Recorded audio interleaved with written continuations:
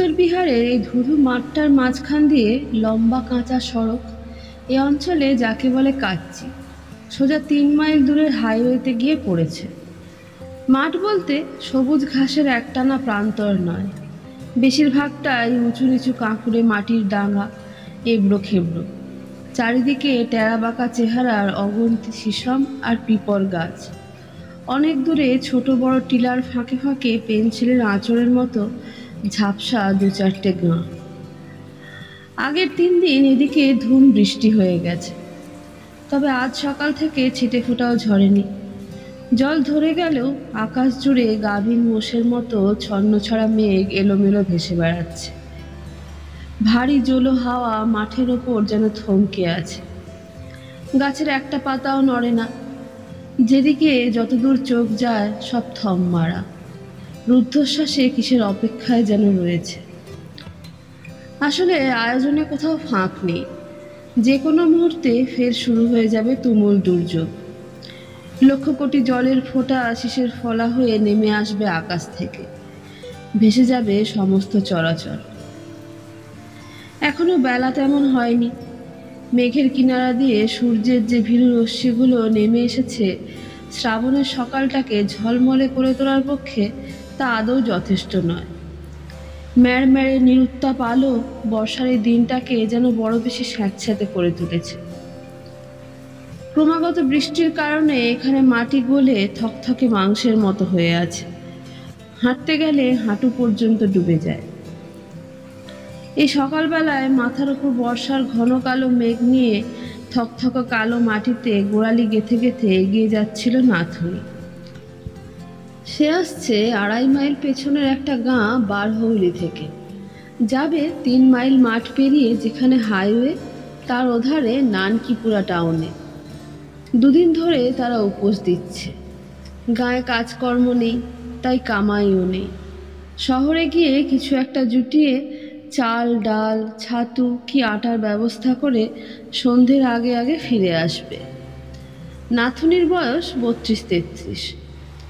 লম্বা চওড়া মজবুত চেহারা তার, হাড়গুলো মোটা মোটা, লম্বাটে রুক্ষ মুখ, কর্কশ চামড়া, শির বার করা হাত, তেলহীন জট পাকানো চুল বা পায়ের নিরেট গোছ, কোনো কিছুতেই লালিত্যের চিহ্ন মাত্র নেই।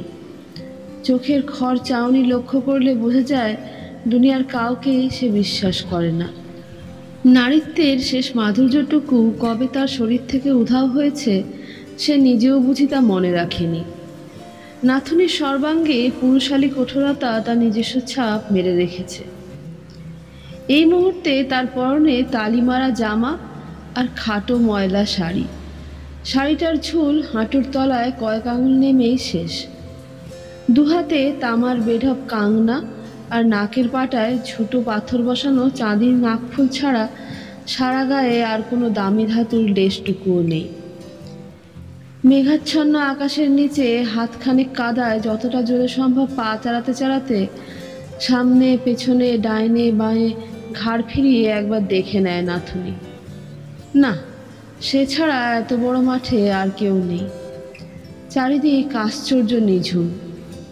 শুধু কোথায় যেন একটা পরদেশি সুগা তীক্ষ্ণ গলায় চেঁচিয়ে চেঁচিয়ে দিগন্ত জোড়া নিস্তব্ধতাকে খান খান করে দিচ্ছে।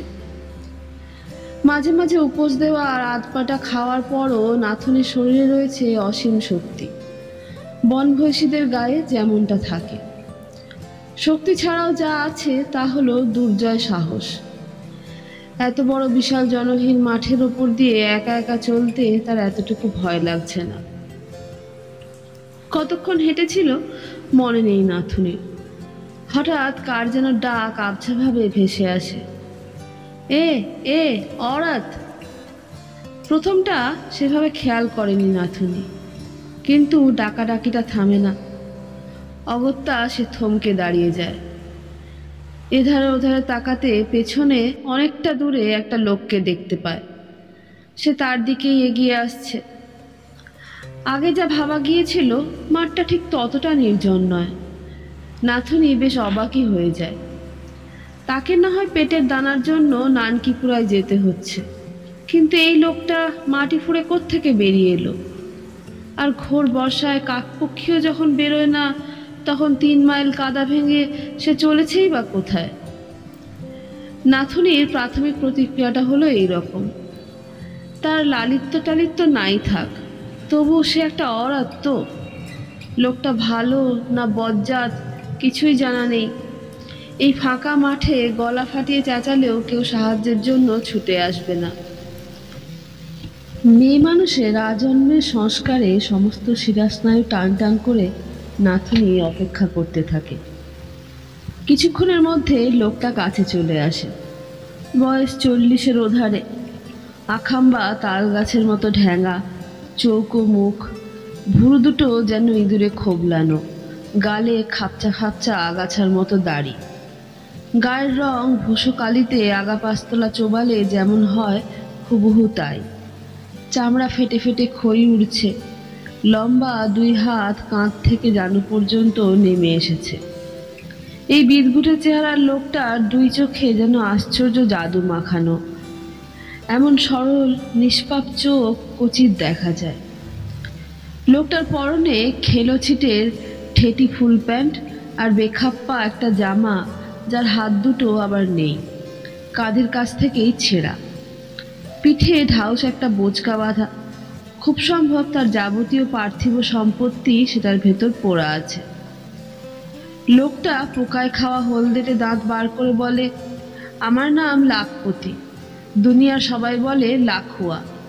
তোমার নামটা কি? লোকটাকে দেখা মাত্র টের পাওয়া যায় গরিবের চাইতেও গরিব। তার নাম নাকি লাখপতি। মনে মনে বেশ আমোদই লাগে নাথুনির। পরক্ষণে সে প্রায় রুখে ওঠে। আমার নাম দিয়ে কি হবে? মতলব কি তোমার? লোকটা অর্থাৎ লাখুয়া থতমত খেয়ে যায়। ভয়ে ভয়ে বলে, কোনো মতলব নেই, বাতচিত করতে সুবিধা হয় তাই জানতে চাইলাম। কপাল কুঁচকে ধারালো চোখে লাখুয়ার পা থেকে চুলের ডগা পর্যন্ত আদ্যপান্ত দেখে নেয় নাথুনি। তার ত্রস্ত হতচকিত ভাবভঙ্গি দেখে মনে হয় না লোকটার মাথায় কোনো রকম দুরভিসন্ধি রয়েছে। তবে জন্মের পর থেকে 30-32 বছরে দুনিয়ার হালচাল অনেক দেখেছে নাথুনি। জীবনে তার বিপুল অভিজ্ঞতা।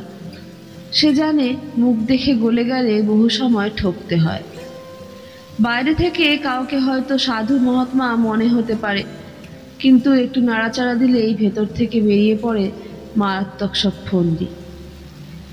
লাখুয়ার দিকে চোখ রেখে ভেতরে ভেতরে খুব সতর্ক হয়ে থাকে নাথুনি। গলার স্বর সামান্য নরম করে নিজের নামটা জানিয়ে জিজ্ঞেস করে, বলো আমার কাছে কি দরকার? লাখুয়া বলে, নানকিপুরায় যাব। পেছন দিকে আঙুল বাড়িয়ে দেখাতে দেখাতে বলে যায়, উহা এক দেহাতের গাঁওবালারা বললে এই মাঠটা পেরোলে নানকিপুরা টন। ঠিক যাচ্ছি তো? পলকে নিদারুণ সন্দেহে মনটা ভরে যায় নাথুনির। সে নিজেও নানকিপুরায় যাচ্ছে। লোকটা কি আগাম খবর জোগাড় করে তার পিছু নিয়েছে? পরক্ষণে ভাবে লাখো হয়তো সত্যি কথাই বলছে, তার উদ্দেশ্য মন্দ নাও হতে পারে। নাথুনি বলে, গাঁওওয়ালারা ঠিকই বলেছে। তারপর সামান্য একটু কৌতূহল হয় তার। শুধু নানকিপুরায় কোনো কাজে যাচ্ছ? লাখুয়া বলে, হ্যাঁ, শুনেছি ওখানে বড় বড় জমি মালিকরা খেতির কাজের জন্য লোক নেয়। যাচ্ছি, যদি কিছু একটা জুটে যায়। পুরা 1 রোজ ভুখা আছি, হাতে একটা পয়সা নাই। কি আশ্চর্য! একই কারণে নাথুনি নিজেও নানকিপুরায় চলেছে। ফের মনটা সন্দিগ্ধ হয়ে ওঠে তার। কিন্তু লোকটা ভালো মানুষের মতো মুখ করে যেভাবে বলেছে, তাতে দ্বন্দ্ব থাকার কথা নয়। নাথুনি বলে, আমিও সেখানে যাচ্ছি, ইচ্ছা হলে আমার সঙ্গে যেতে পারো, তবে এগো বাদ। কি? কোমরের গোপন খাঁজ থেকে জং ধরা আধা চাকুর ফলা ধাঁ করে বার করে আনে নাথুনি। বলে, হুঁশিয়ার, বজ্জাতি করলে পেটের ভেতর এটা ঢুকিয়ে দেবো। আগেও 3 হারামির পেটে ঢুকিয়েছি। আসলে ছুরিটা তার সর্বক্ষণের সঙ্গী। কাজের খোঁজে উত্তর বিহারের এই অঞ্চলটা তাকে চষে বেড়াতে হয়। মানুষের চেহারা নিয়ে চিতা, গিধ আর শিয়ালেরা চারপাশে ঠিক ঠিক করছে। কখন অস্ত্রটা কাজে লাগবে কে বলতে পারে? হো রামজি! আঁতকে উঠে 3 পা পিছিয়ে যায় লাখোয়া। নিজের পেটে একটা হাত রেখে আস্তে টোকা দিতে ভয়ার্ত সুরে বলে, এটা ছাড়া দুনিয়ার আর কিচ্ছু আমি বুঝি না, আর কোনো দিকে আমার নজর নেই। সচ সচ সচ সচ, ভগবান রামজি কসম, বিশ্বাস করো, আমার গলা দিয়ে ঝুটা জবান বেরোয় না। ঠিক হ্যাঁ। চাকুর ফলাটা ফের কোমরে শাড়ির নিচে গুজে নাথুনি বলে, তুমি আমার 7 কদম আগে আগে হাঁটবে, আর পথে একটা কথাও বলবে না। তার উদ্দেশ্য হলো লাখোয়া সামনে থাকলে তার উপর নজর রাখা যাবে, কিন্তু পাশাপাশি বা পেছনে থাকলে আচমকা কি করে বসবে আগে থেকে টের পাওয়া সম্ভব না। তোমার যেমন মর্জি বলে সত্যি গুনে গুনে 7 পা সামনের দিকে এগিয়ে চলতে শুরু করে লাখোয়া। এবার অনেকখানি নিশ্চিন্ত হয়ে যায় নাথুনি। লোকটার যদি বুড়া মতলব থেকেও থাকে এবং তার ভালো মানুষের খোলসের আড়াল থেকে হুট করে সেটা বেরিয়েও আসে, সহজে কিছু করতে পারবে না। লাখোয়া ঘুরে দাঁড়ানোর আগেই সে প্রস্তুত হয়ে যাবে। লাখোয়ার সঙ্গে হাতিয়ার আছে কিনা জানা নেই। যদি সশস্ত্রও হয়, একটি মাত্র পুরুষের পক্ষে নাথুনিকে কাবু করা খুবই দুরূহ ব্যাপার। নাথুনি লক্ষ্য করে একবারও পিছন ফিরে তাকাচ্ছে না লোকটা।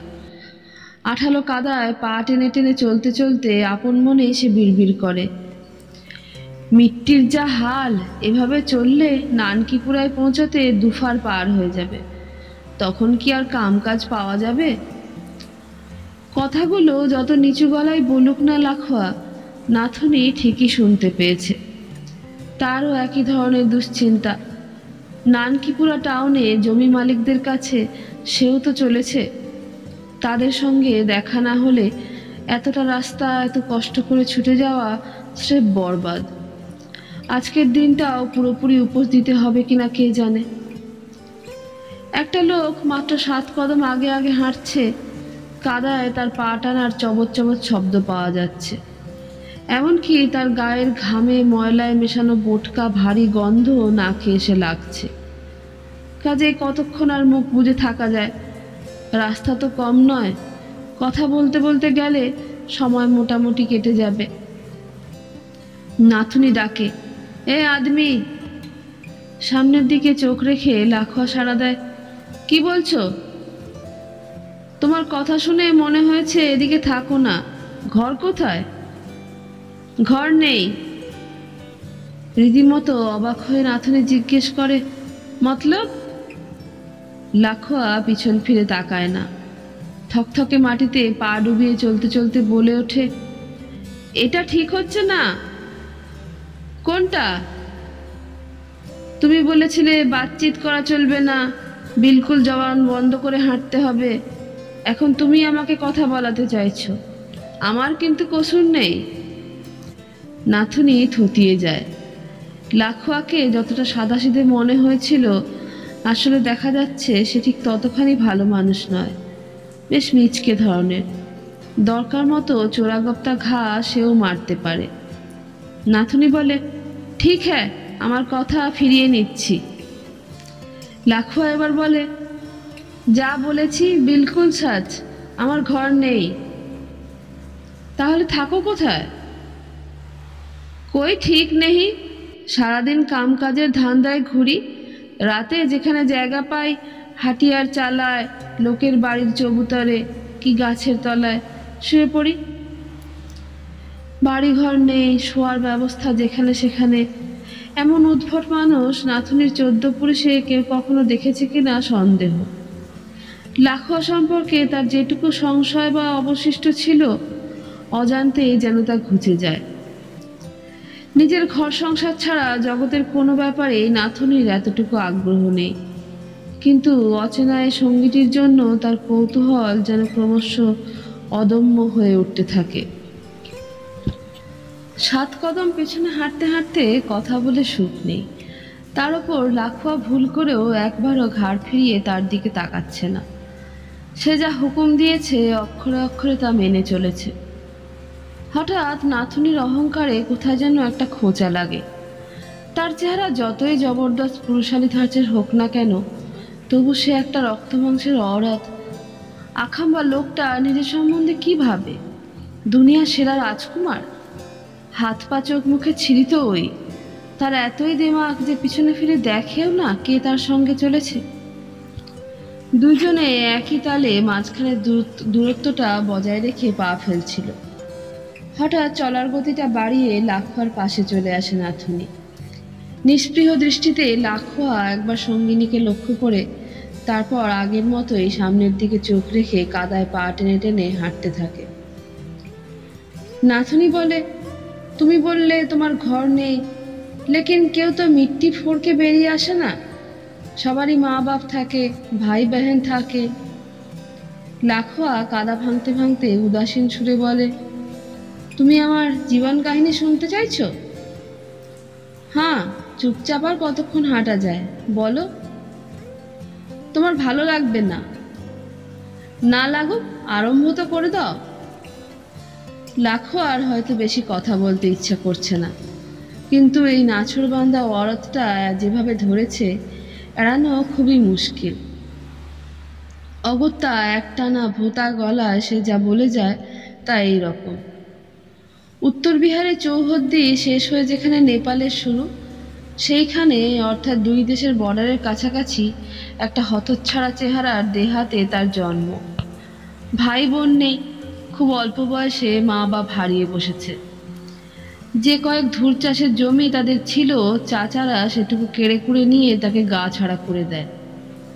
তারপর থেকেই তার ভ্রাম্যমান জীবনের শুরু। গাঁ থেকে বেরিয়ে লাখুয়া সোজা চলে এসেছিল সাহারসা টাউনে। সেখানে এক কাঠগোলার মালিকের কাছে ৩-৪ বছর কাজ করেছে। মালিক লোকটা এমনিতে খারাপ ছিল না, কিন্তু সকালে ঘুম ভাঙলেই শরাবের বোতল নিয়ে বসতো। নেশাটা মাথায় চড়ে বসলে বিলকুল জানোয়ার হয়ে উঠত সে। হাতের কাছে যা পেত ভেঙে চুরমার করে ফেলত, আর লাখুয়াকে ধরে বেধড়ক পেটাত। মার সইতে না পেরে একদিন সেখান থেকে সে পালিয়ে যায়। তারপর কয়েকটা বছর ৬-৭ জন জমি মালিকের জমিতে লাঙল ঠেলে কি ধান গেহু কেটে কাটিয়ে দিয়েছে। কিন্তু খরায় জমি চৌচির হয়ে গেলে বা বানে ভাসলে চাষের কাজ পুরোপুরি বন্ধ। চাষ বন্ধ তো লাখুয়ার কামাইও বন্ধ। এভাবে তো বাঁচা যায় না। অগত্যা সে গিয়ে ভিড়েছিল এক নটঙ্কির দলে। সেখানে তবলা আর ফালুট বাজানো শিখে বেশ নাম করে ফেলেছিল। কিন্তু তার কপাল, দলটা বেশি দিন টিকল না, উঠে গেল। এবার সে এক বড় ঠিকাদারের কাছে নকরি জুটিয়ে নেয়। এখানে তাকে সড়ক বানানো আর পাথর ভাঙার কাজ করতে হতো। এইসব গতরচূড়ান কাজে এমন মারাত্মক খাটুনি যে বছর ৩-এর মধ্যে গলা দিয়ে ভলকে ভলকে খুন উঠতে লাগলো। হাসপাতালে যেতে ডাক্তার সাহেব জানিয়ে দিলেন, প্রাণে বাঁচতে হলে আপাতত এই মেহনতের কাজ ছাড়তে হবে। ছেড়েও দিল লাখুয়া। তখন থেকে আর নকরি বা বাঁধাবাঁধি কাজ নয়, শুরু হলো উঞ্ছবৃত্তি। দুনিয়ার তুখর ভূপর্যটকদের মতো সারা উত্তর বিহার ঘুরে ঘুরে নানা ধরনের কাজ জুটিয়ে কোনো রকমে বেঁচে আছে সে। এইভাবে জীবনের ৪০-৪২টা বছর কেটে গেছে। দুদিন আগে বিশাল মাঠের পূব দিকের একটা ছোট টাউনে এসেছিল লাখুয়া। সেখানে কাজ টাজ কিছু জোটেনি, তবে লোকজনের কাছে শুনেছে নানকিপুরায় গেলে রোজগারের ব্যবস্থা হতে পারে। তাই ভোরের আলো ফুটতে না ফুটতেই সে বেরিয়ে পড়েছিল। সব শোনার পর কিছুক্ষণ চুপ করে থাকে নাথুনি। তারপর আস্তে আস্তে মাথা নেড়ে বলে, বহুত কষ্ট করে বেঁচে আছো, তবে আমার হালও তোমার চেয়ে কিছু ভালো নয়। লাখুয়া উত্তর দেয় না। নাথুনি কিন্তু নিজের ঘর সংসারের কথা সাতকাহন করে না শুনিয়ে ছাড়ে না। তারা থাকে ওই মাঠের দক্ষিণ দিকে একটা গাঁয়ে। তার মরদ পুরা ৩ সাল বিছানায় নানা রোগে কাবু হয়ে পড়ে আছে। দুটো ছোট ছোট ছেলে মেয়ে। তাদের মতো গরিবের চাইতেও গরিব মানুষের টাকা পয়সা, সোনাদানা, জমি জমা কিছুই থাকে না। এদিকে সব মিলিয়ে 4-4টে পেট। তাই রোজ সকালে কাজের খোঁজে সে বেরিয়ে পড়ে। কিছু কামাই করে আনতে পারলে ভালো, নইলে স্রেফ উপোস। এমন একটা শোচনীয় জীবন কাহিনী শোনার পরও এতটুকু প্রতিক্রিয়া নেই লাখুয়ার। তার ভেতর একটা নিরেট উদাসীনতা রয়েছে। আসলে বেঁচে থাকার জন্য উদয়াস্ত তাকে এতই অনিশ্চয়তার মধ্যে থাকতে হয় যে অন্যের দুঃখে বিচলিত হওয়ার মতো পর্যাপ্ত সময় বা শৌখিনতা তার নেই। নাথুনি ফের কি বলতে যাচ্ছিল, হঠাৎ ভারী জলো বাতাস চিরে চিরে কোত্থেকে যেন একটা গলার স্বর ভেসে আসে। কেউ চেঁচিয়ে চেঁচিয়ে কিছু বলছে, কিন্তু তার একটি শব্দও বোঝা যায় না। নাথুনি আর লাখুয়া থমকে দাঁড়িয়ে এধারে ওধারে তাকাতে থাকে, কিন্তু এই বিশাল জনহীন প্রান্তরে একটি মানুষও চোখে পড়ে না। মনুষ্য জাতির প্রতিনিধি হিসাবে তারা দুজন ছাড়া আর কোথাও কেউ নেই। দুর্বোধ্য সেই কণ্ঠস্বরটি ফের শোনা যায়। একটানা শব্দপুঞ্জের ভেতর থেকে দু একটি কথা এবার বুঝতে পারে নাথুনিরা। এ ভাইয়া, এ বেহেনিয়া, অর্থাৎ কেউ তাদের ডাকাডাকি করছে। মাঠের চারপাশে তাকাতে তাকাতে এতক্ষণে নাথুনির চোখে পড়ে ডান দিকে কোনাকুনি অনেক দূরে মোটর গাড়ির মতো কিছু একটা দাঁড়িয়ে আছে। একটা লোক সেটার পাশে দাঁড়িয়ে জোরে জোরে প্রবল বেগে হাত নেড়ে সমানে ডাকছে, ইধার ইধার আও। নাথুনি লোকটার দিকে চোখ রেখে লাখুয়াকে জিজ্ঞেস করে, কি হতে পারে বলো তো আদমিটা?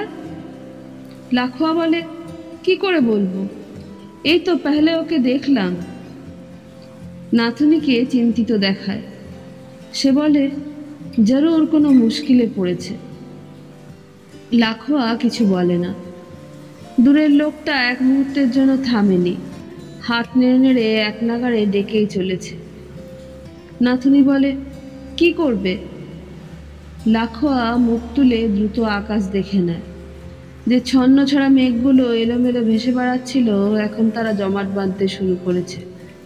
সূর্যটা আর দেখা যায় না, মেঘের আড়ালে ঢাকা পড়ে গেছে। দিনের আলোতে যেটুকু জেল্লাও বা ছিল, সেটা যেন ক্রমশ নিভে গিয়ে সমস্ত চরাচরকে ম্লান করে দিচ্ছে। লাখুয়া বলে, আসমানের হাল দেখেছ? বহুত বুড়া। নাথুনিও আকাশের দিকে তাকায়, ধীরে ধীরে মাথা নেড়ে বলে, হ্যাঁ। এখন আদমিটার কাছে গেলে দেরি হয়ে যাবে, তারপর যদি বারিশ নামে ঝামেলায় পড়ব। ওকে না বলে দিয়ে চলো তুরন্ত মাঠ পেরিয়ে যায়। নেহি। একটু অবাক হয়ে লাখুয়া জিজ্ঞেস করে, কি করতে চাও?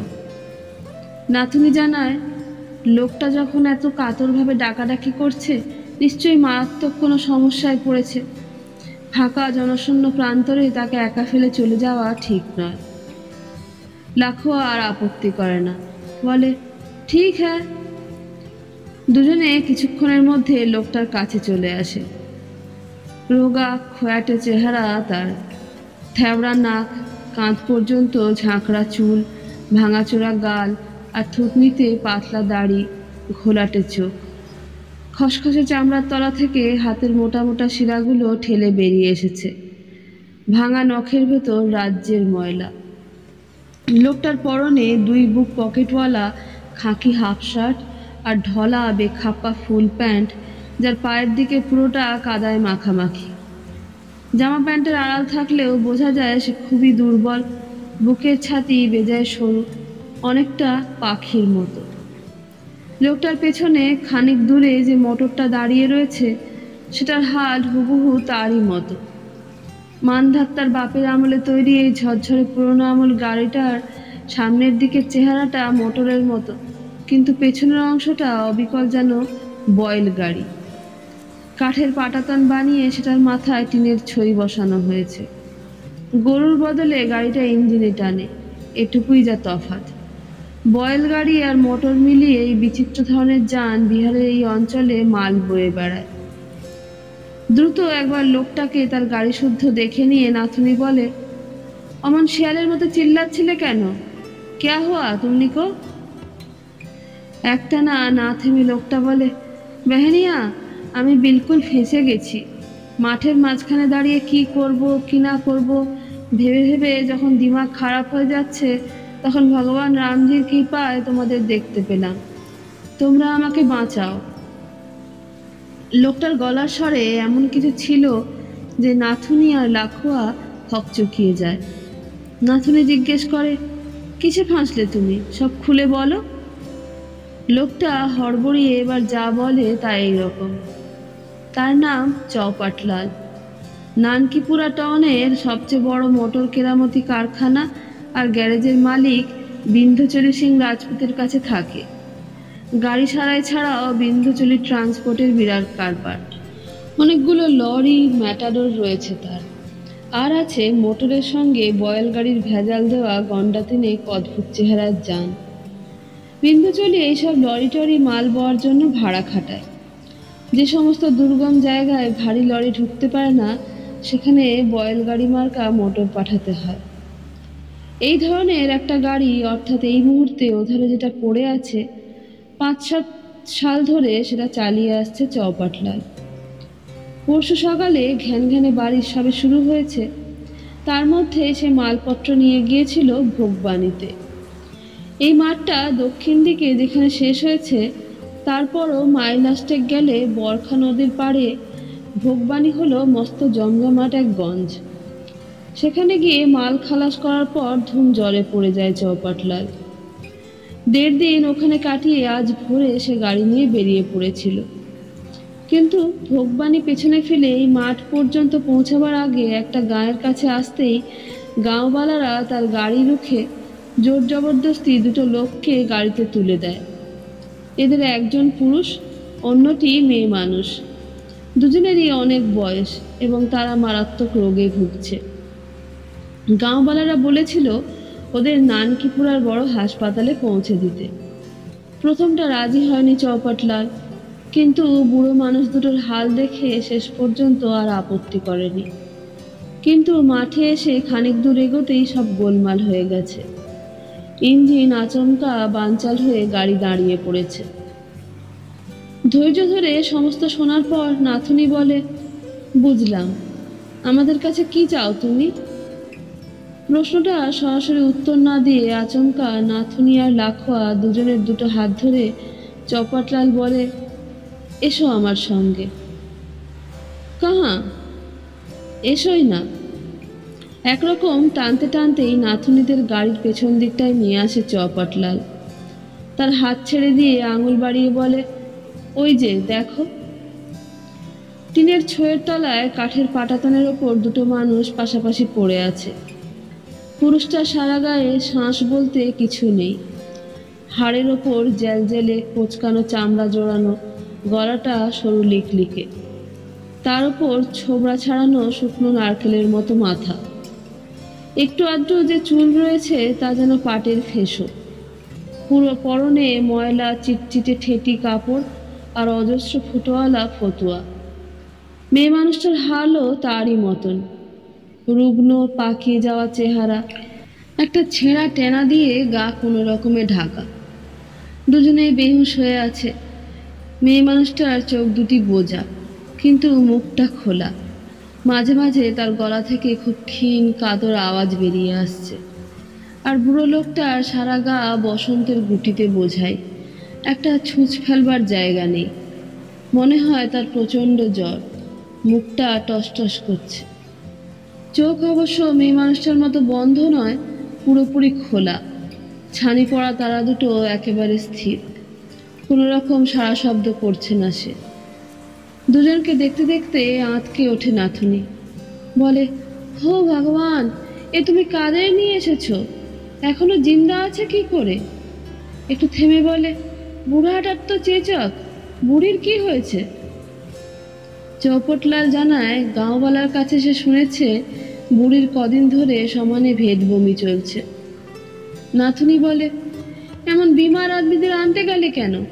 ওদের ছেলে মেয়ে রিश्तेदार কেউ নেই? नहीं। बूढ़ी की बूढ़ा घर वाली? नहीं, दोनों का बीच कोई रिश्तेदारी नहीं है। চৌপটলাল এই 2 মানুষ সম্পর্কে আরও কিছু তথ্য জানিয়ে দেয়।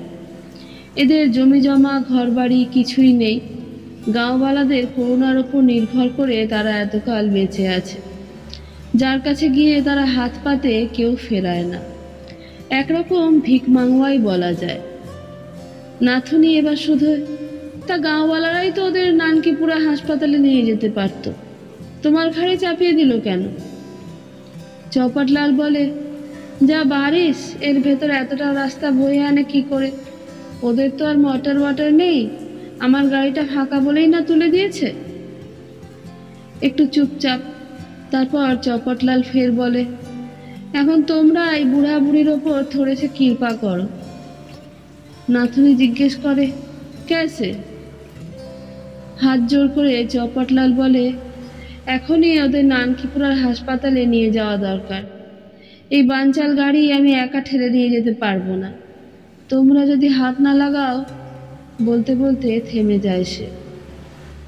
নাথুনি একেবারে আঁতকে ওঠে। সে যা জবাব দেয় তা এই রকম। এক হাঁটু থকথকে কাদার ভেতর দিয়ে কমসে কম 3 মাইল গাড়ি ঠেলে নানকিপুরায় যেতে যান বেরিয়ে যাবে। কখন পৌঁছাতে পারবে তার ঠিক ঠিকানা নেই, হয়তো বিকেল হয়ে যাবে। অথচ জরুরি কাজে তাকে এবং লাখোয়াকে দুপুরের আগে ওই টাউনটায় না গেলেই নয়। নাথুনি বলে, মাফ করো, আমরা চললাম। লাখোয়াকে বলে, আর দাঁড়িয়ে থেকে কি হবে, তুরন্ত পা চালিয়ে দাও। লাখোয়া তৎক্ষণাৎ ছায় দেয়, হ্যাঁ হ্যাঁ জরুর। ওরা যখন চলে যাওয়ার জন্য পা বাড়িয়েছে, নাথুনির একটা হাত ধরে কাতর মুখে চৌপাটলাল বলতে থাকে, মাত যাও বেহেন, আমরা থাকতে দুটো মানুষ মরে যাবে। যদি ওদের বাঁচাতে পারি, থোড়েছে কোশিশ করে দেখবো না? চৌপাটলালের বলার ভঙ্গিতে এমন তীব্র ব্যাকুলতা ছিল যে নাথুনি আর লাখোয়া থমকে যায়। এতক্ষণ নিজেদের চিন্তাতেই তারা ডুবেছিল। কখন নানকিপুরায় পৌঁছাবে, কখন জমি মালিকদের কাছে কাজ জুটিয়ে কিছু কামাই করবে, এছাড়া আর কিছুই ভাবতে পারছিল না। কিন্তু এই মুহূর্তে তাদের মনে হয় শুধু পেটের দানা জোটানো ছাড়াও দুনিয়ায় আরও কিছু করণীয় আছে। দুটো মানুষ জনশূন্য বিশাল মাঠের মাঝখানে বেঘরে মারা যাবে, এটা কিছুতেই হতে দেওয়া যায় না। নাথুনি আর লাখোয়ার মুখের দিকে তাকিয়ে তাদের মনোভাবটা যেন বুঝতে পারে চৌপাটলাল। নাথুনির হাতটা ধরাই ছিল, আস্তে টান দিয়ে বলে, আও। নাথুনি লাখোয়ার দিকে তাকিয়ে বলে, কি আর করবে, দেখি মানুষ দুটোকে যদি বাঁচানো যায়। লাখোয়া বলে, ঠিক হ্যাঁ। এবার তিনজনে মিলে গাড়িটা ঠেলতে শুরু করে। সামনের দিকে এক হাতে স্টিয়ারিং, আরেক হাতে জানলা চেপে ধরে ঠেলছে চৌপাটলাল। পেছনে রয়েছে নাথুনি আর লাখোয়া। কিন্তু কাদায় গাড়ির চাকা এমন জাম হয়ে আটকে গেছে যে প্রথম দিকে এতটুকু নড়ানো গেল না। লাখোয়া বলে, হাতের জোরে হবে না, কাঁধ লাগিয়ে ধাক্কা মারতে থাকো, তাতে যদি কাজ হয়। নাথুনি বলে, হ্যাঁ।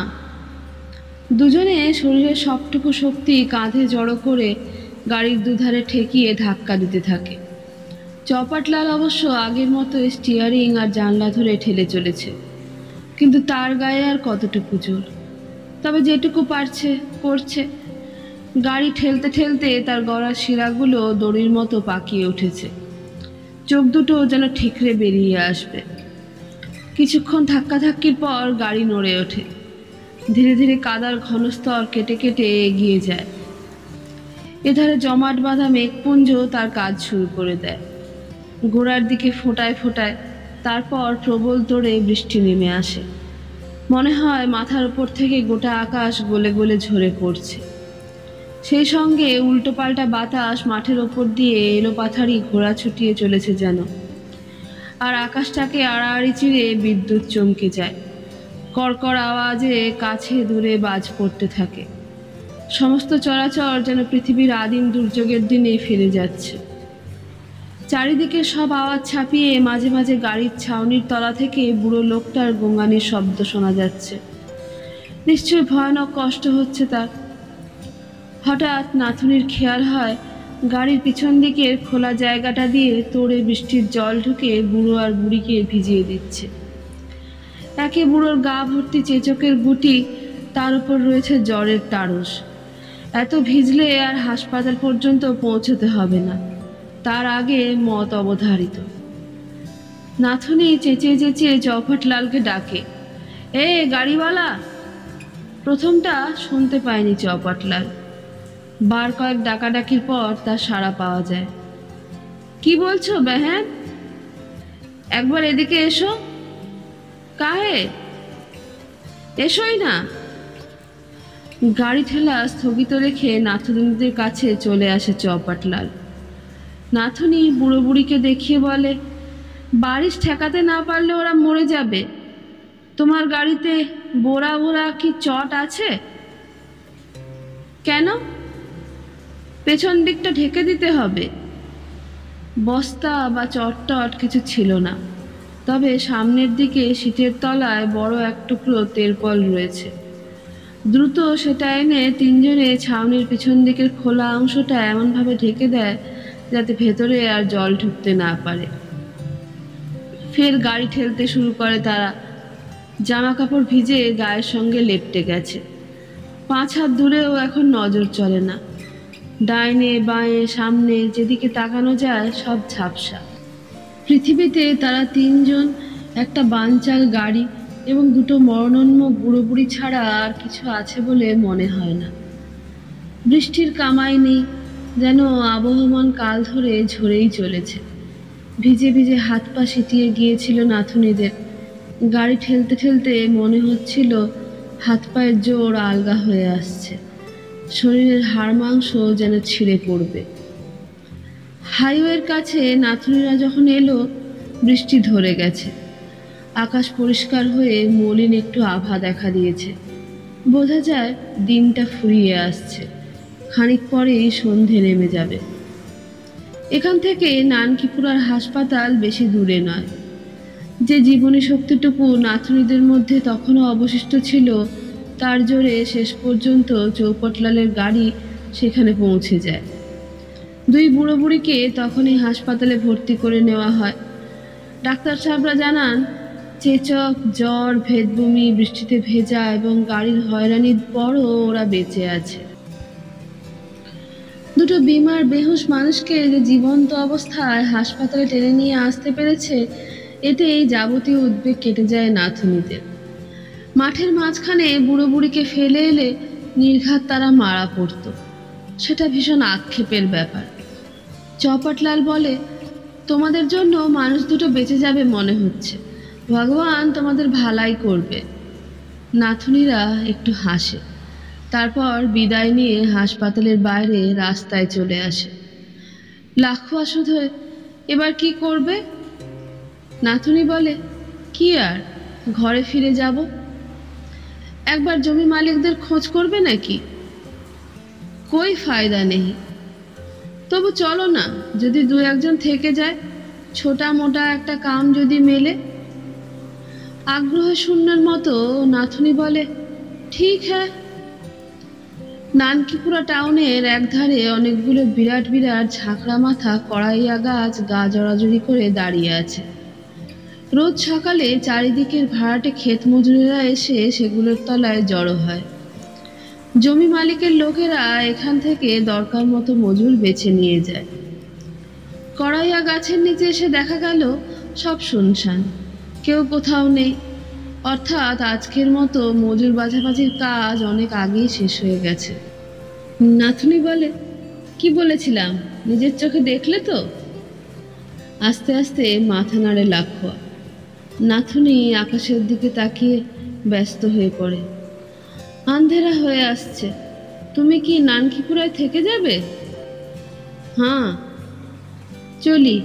কাল আবার কামকাজের খোঁজে আসবো, তখন যদি থাকো দেখা হবে। হ্যাঁ, লেকিন কা? তখন বলেছিলে আটা ছাতু কিছু না নিয়ে গেলে বাল বাচ্চা সব উপোস দিতে হবে। উপোস দেওয়াটা আমাদের আদত হয়ে গেছে, না হয় আরেকটা দিন ভুখা থাকবো। তবু তো দুটো বুড়া বুড়িকে বাঁচিয়ে নিয়ে আসতে পেরেছি, কি বলো? হ্যাঁ। একটু হাসে নাথুনি, তারপর ঝাপসা হয়ে আসা ম্লান আকাশের তলা দিয়ে দূরে হাইওয়ের ওধারে ধুধু প্রান্তরের দিকে চলে যায়।